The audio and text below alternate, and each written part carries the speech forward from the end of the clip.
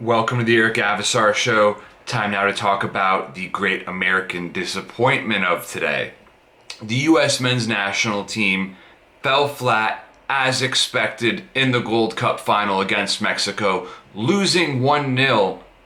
And frankly, it was such a frustrating game to watch because the United States still could have won it despite being the inferior team. Mexico is clearly the class of CONCACAF. They have such a star-studded midfield with guys like Jonathan Dos Santos, who bossed the match the whole way through, scored an amazing game-winning goal for Mexico, and Lozano, Raul Jimenez, and Rodolfo Pizarro has massive star potential for Mexico as well. So give the Mexicans credit. They are the better team, and this is only going to raise expectations for Mexico. But the United States men's national team continues to stagnate through mediocrity.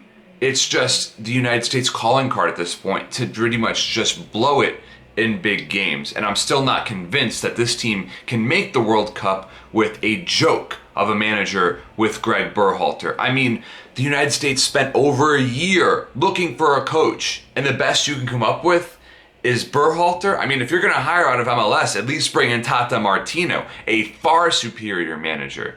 But Martino was smart to take over the superior team, to Tata's credit. Berhalter made some horrible decisions with his squad selection, leaving Josh Sargent at home. Are you kidding me? For the likes of Josie Altidore, who is washed up, slower than beechwood aging, missed a fantastic opportunity. And, it seemed like Giassi Zardes had nothing to contribute as well for much of the tournament. There is so much frustration on the front line for the U.S. The playmakers are there for the Yanks.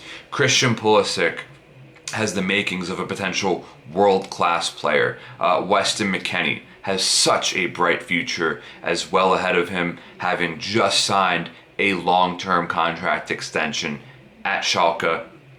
But the Americans are simply not good enough. Michael Bradley should have been nowhere near this side, and he started pretty much, if not every game, in this tournament. Berhalter has no idea what he's doing, and the United States are in extreme danger of missing the next World Cup. They did not show nearly enough improvement from game to game throughout this tournament. Mexico, clearly the better team, but the Americans had some great chances. Of course, there was one instance in which a Jordan Morris header was cleared off the line.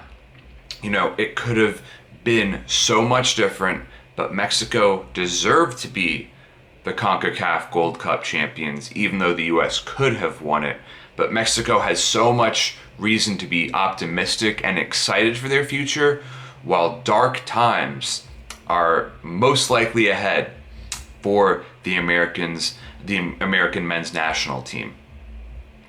Thank you for tuning in, and please subscribe to my channel.